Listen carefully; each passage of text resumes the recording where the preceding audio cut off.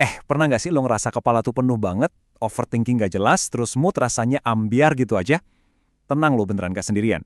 Nah, di pembahasan kali ini kita bakal bongkar tuntas 3 cara super simple yang bisa langsung lo coba buat bikin kepala jadi lebih enteng. Oke, kita bedah dulu situasinya. Jadi gini, sebagai Gen Z, kita tuh keren banget loh. Kita generasi yang paling melek soal pentingnya mental health. Kita berani ngomongin, kita berani speak up. Tapi, ironisnya, di saat yang sama, kayaknya kita juga yang paling sering ngerasain tekanannya ya kan? Dan ini buktinya. Coba lihat data ini deh. Lebih dari setengah Gen Z di Indonesia, itu 51% loh, menganggap kesehatan mental itu isu yang super penting. Jadi, kalau lo ngerasa struggle, please banget ingat, lo bener-bener nggak sendirian. Perasaan lo itu valid banget. Terus ada lagi nih angka yang wow, cukup bikin kaget. 7,5 jam. Ada yang bisa tebak ini angka apa? Yap, ini rata-rata waktu yang kita, anak muda di Indonesia, habisin di depan layar setiap hari. Gila kan? Bayangin aja otak kita non-stop dihujani informasi. Ya pantas saja nggak sih kalau kepala rasanya mau meledak, kalau kita jadi gampang banget overthinking. Belum lagi ditambah tekanan dari sosmed yang nunjukin hidup orang sempurna banget, plus resiko cyberbullying.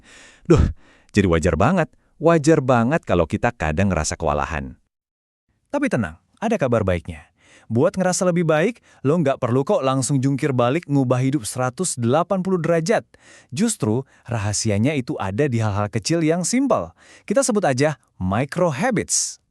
Prinsipnya gini, dan ini penting banget buat diingat, perubahan kecil yang lo lakuin secara konsisten itu jauh lebih dahsyat efeknya daripada perubahan super drastis yang cuma bertahan 3 hari terus udahan. Ingat, ini maraton, bukan sprint. Konsistensi itu juaranya.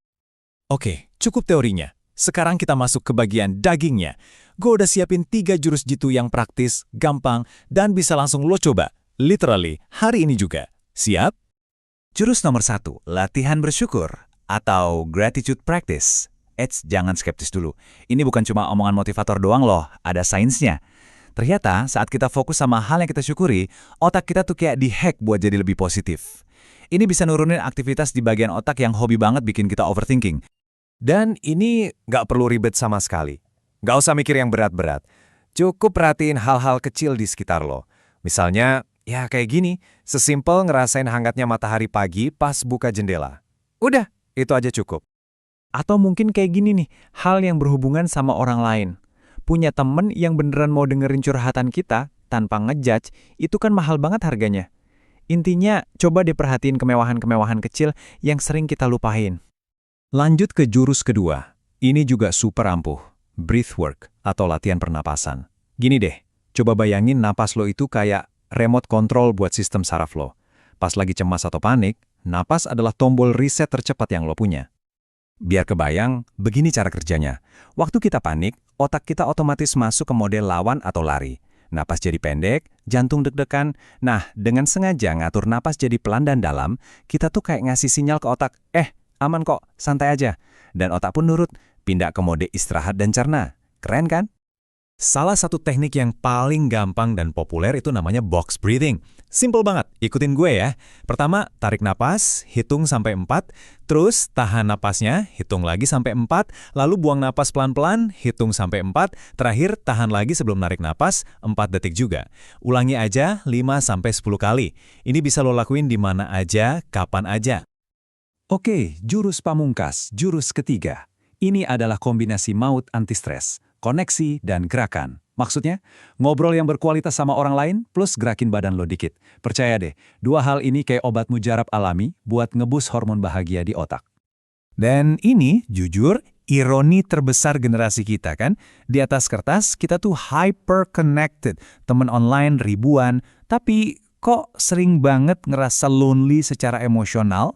Nah, itu dia. Makanya koneksi yang beneran, yang deep talk, yang tatap muka, itu penting banget. Terus soal gerak badan, please, buang jauh-jauh pikiran kalau lo harus ke gym mahal atau olahraga berat. Nggak perlu.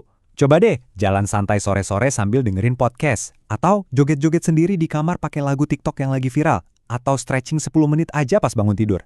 Ingat kan? Yang penting itu konsisten, bukan seberapa berat olahraganya. Alright, lo udah dapat 3 jurus sakti. Tapi, ilmu tanpa praktek itu percuma kan? Jadi, sekarang gue mau nantang lo.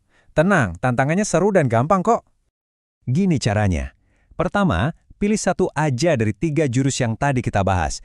Yang mana aja yang paling klik buat lo. Kedua, lakuin itu setiap hari selama seminggu ke depan. Cuma seminggu. Ketiga, coba deh perhatiin, ada nggak perubahan kecil di mood atau pikiran lo? Coba aja, nggak ada ruginya. Dan sebelum kita selesai, ada satu hal yang super penting buat gue sampaikan. 3 jurus ini emang ngebantu banget, tapi kalau lo ngerasa beban di pundak lo itu berat banget dan cara-cara ini belum cukup, please jangan ragu cari bantuan profesional. Pergi ke psikolog atau terapis itu bukan tanda lo lemah, justru itu tanda lo kuat. Tanda lo sayang sama diri lo sendiri. Ingat, lo nggak harus ngadepin ini semua sendirian. Nah, kalau lo ngerasa obrolan kita kali ini ngebantu, jangan lupa subscribe channel ini ya untuk informasi menarik lainnya.